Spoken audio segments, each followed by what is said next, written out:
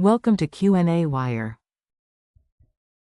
Hello students, in this question, the first part, the skater board, right? It is about skater board.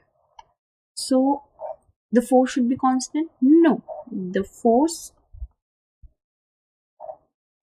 need not to be constant. It is not necessary, right? Why? Because it will have or acquire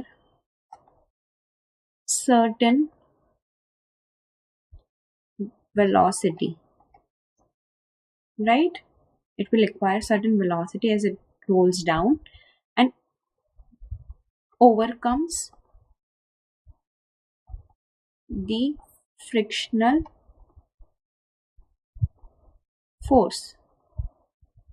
When it overcomes the frictional force due to gravity itself. The second one, that is the relation, right? Force is directly proportional to the mass. And according to the second